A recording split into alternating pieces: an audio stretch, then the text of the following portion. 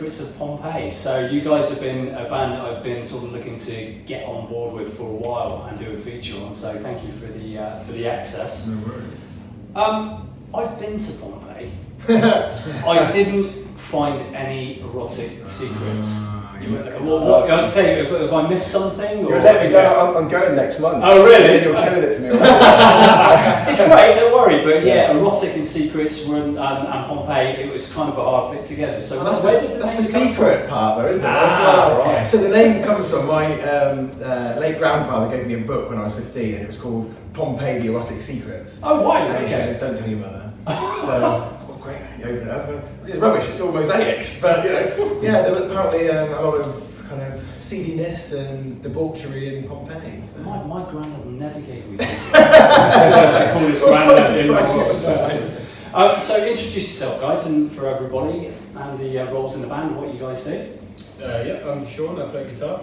I'm Noel, I play bass. I'm Thomas, I sing. I'm Tim, I play drums. I'm Tom, I play guitar, and I play synth as well.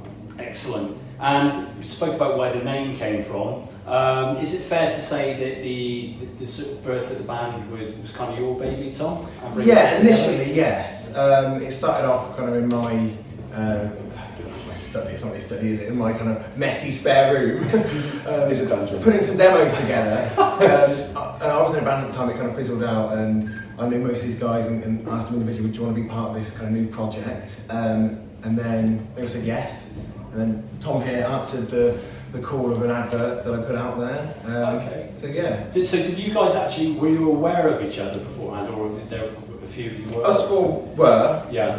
But Tom was. I was the outside. He was the wild card. The wild card. Yeah, that's really well actually. So yeah. It's kind of had it's an unfamiliar timeline to how things came together. You formed in spring 2018.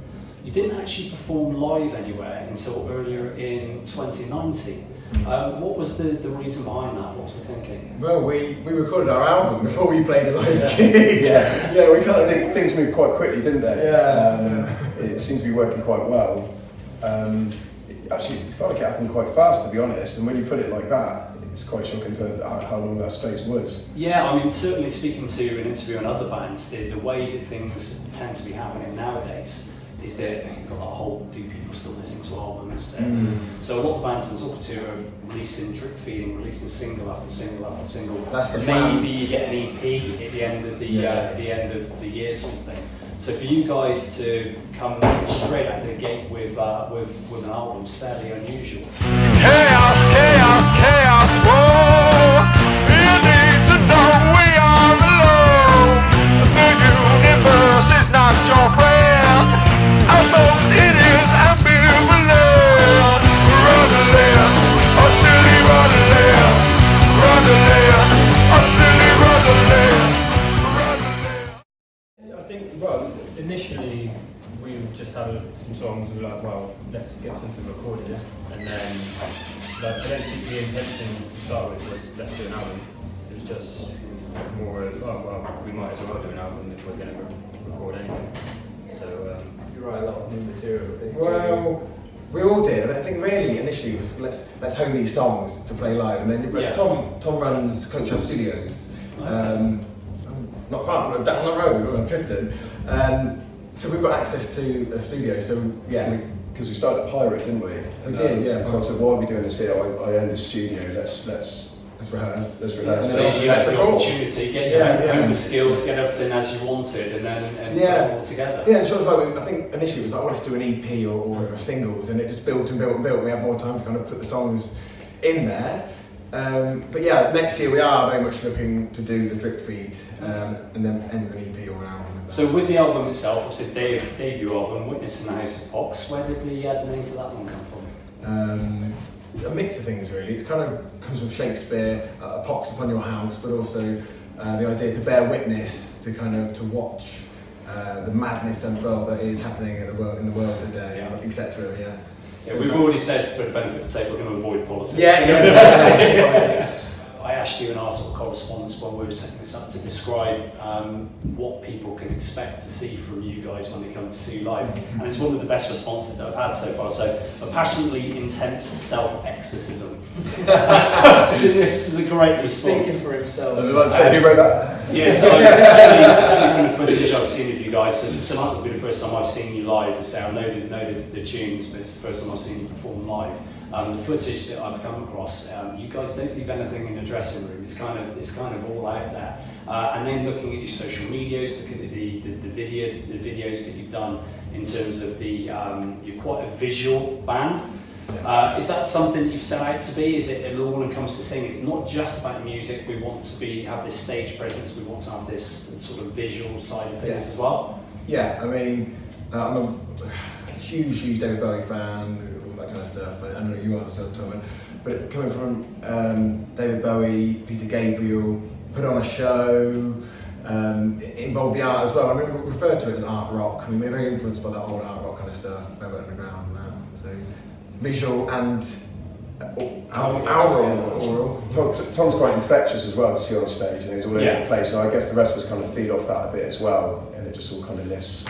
Yeah, what they say for a band, you obviously nowadays you need that strong front man to stand out. You need something that kind of sets you apart, and I think you guys are. He's the same behind closed doors in the studio. Oh really? Yeah, it's Diving all over the floor. 100%. Yeah. So I think in terms of a comparison, it probably is a lazy one from me, although you've mentioned it yourselves as well.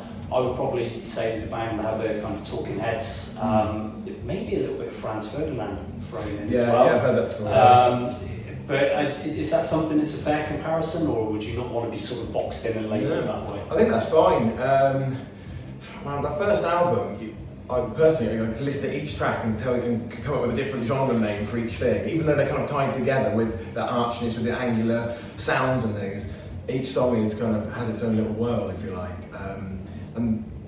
For me, that kind of idea is, the album Park Life by Blur. Yeah. You listen to that album and each song is different as well as being tied together. And that was kind of the idea, to have an album that was each song its own little world, but it's all tied together.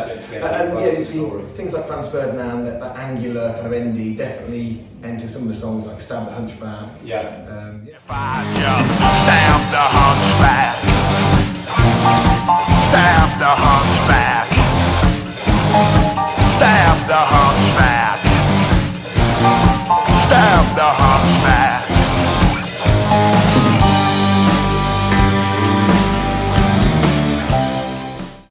Crocodilian, I think it's probably out there as my favourite. Someone said that reminds me of Suicide as well. The synth. Okay. What are they? Synth pop duo? I don't know. Synth punk. They're synth punk. Yeah. Was that one of the first ones we started practicing? It wasn't the very first one. Stab was, and then Croc was number 2 or 3. Yeah, it became quite a strong one straight away. Yeah, it was fun to play. Ooh la la la la la la la la la la la. Oh, the sight, the sound, the skin, crocodilian. This is at the end of the year now. What's been the sort of highlights for you guys for 2019 so far? Just playing. Yeah, I think they're just the progression as well of like the stuff we're playing now. You'll hear some stuff that you may have heard snippets from online, but we're not recorded yet. That we're planning to record actually next weekend.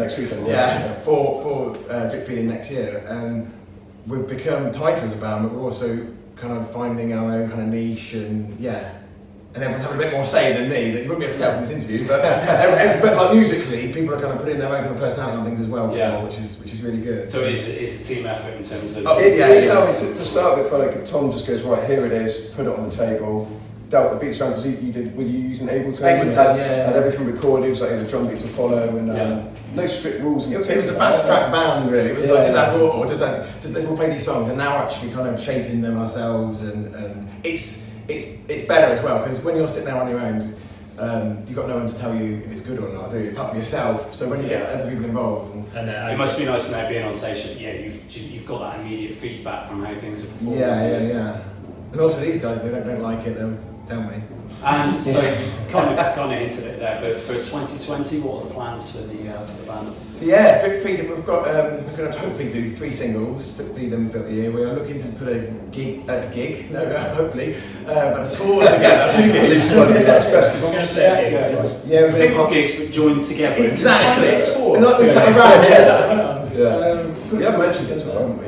Yeah, it'd be good to kind of sit down and work that out.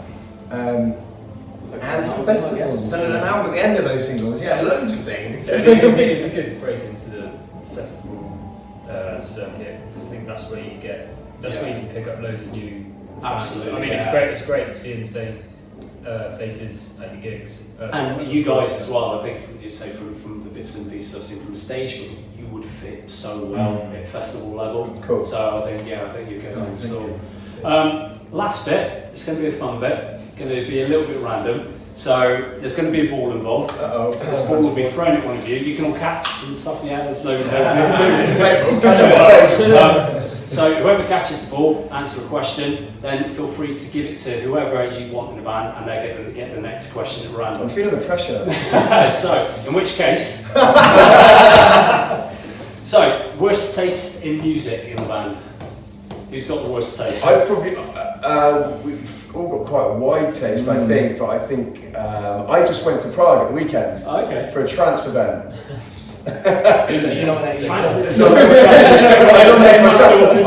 going to nominate myself because my brother took me. He's been following Above and Beyond around Europe for many years, and it's crazy because we've never done much together really. And this was a massive trip, and it kind of gave me a new respect for trance. To be honest, so I went from down there almost straight to the top because these guys can put on a show.